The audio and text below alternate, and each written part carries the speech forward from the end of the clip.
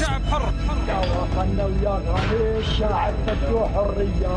يا وطننا ويا غالي نصرنا الأول في إزاحة الطاغوت.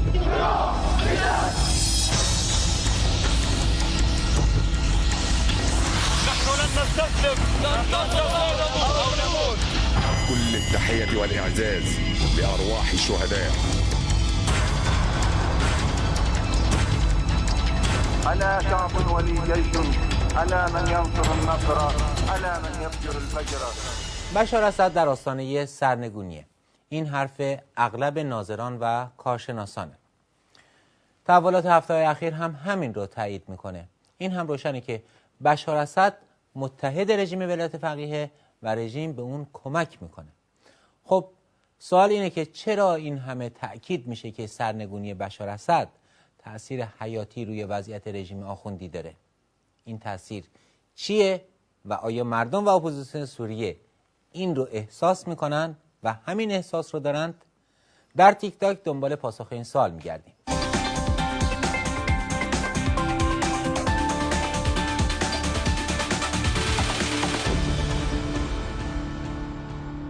خب فرصتی پیدا شد تا سوالاتمون رو با دکتر احمد الجبوری دبیرکل حزب وفاق ملی و عضو شورای ملی سوریه و مسئول دبیرخانه در ائتلاف ملی و دموکراتیک سوریه که خودش بخشی از مقاومت سوریه علیه دیکتاتوری بشار اسد هست در میون بگذاریم.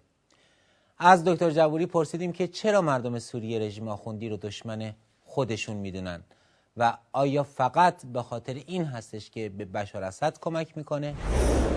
الحقيقة هذا لا يعود فقط إلى مساعدة نظام الملالي، وإنما الحقيقة لتدخل هذا النظام السافر في شؤون بلدنا سوريا. أصبح النظام السوري ينفذ أجندة نظام ملالي قم وطهران، إضافة إلى تدخل هذا النظام وأقصد النظام في شؤون بلداننا العربية بشكل عام. سال بعدی که از آقای جبوری پرسیدیم این بود که چرا رژیم آخوندی این همه برای حفظ بشار اسد تلاش میکنه؟ مگه بشار اسد چه مسئله‌ای از رژیم ایران حل میکنه؟ الحقيقة من وجهة نظرنا يرجع إلى عدة أمور، أبرزها المصالح المشتركة. فنحن نعلم بأن النظام الإيراني والنظام السوري الحاليين تربطهما علاقات ومصالح مشتركة.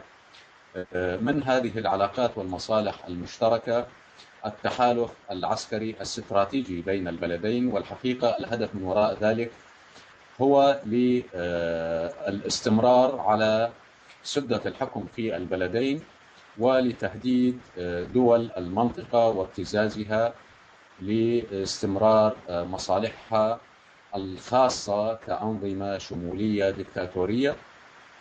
ومن ناحية أخرى للنظام الإيراني مصلحة خاصة الحقيقة في الحفاظ على بقاء بشار الأسد وحمايته في السلطة في سوريا، وذلك هذا شيء طبيعي.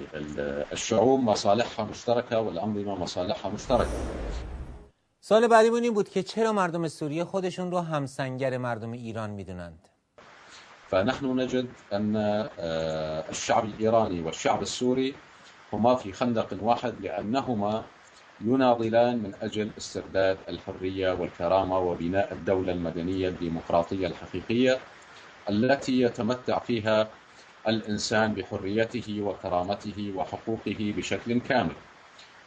طبيعة الأنظمة التي تحكم في سوريا وفي إيران أنظمة ديكتاتورية قمعية تستخدم القتل بدون تردد ضد شعوبهم والاعتقال والإعدامات، وكلنا الحقيقة وأنا أتابع بشكل خاص ما يحدث للمعارضة الإيرانية، وهناك المئات تعدم في إيران بشكل متواصل ومتلاحق، وكذلك الأمر في سوريا. ومن هذا المنطلق الشعب الإيراني والشعب السوري خندقهم واحد في سبيل الحرية والكرامة وإسقاط هذه الأنظمة الدكتاتورية. به این سال رسیدیم که راه نهایی پیروزی از نظر مردم سوریه چی هستش؟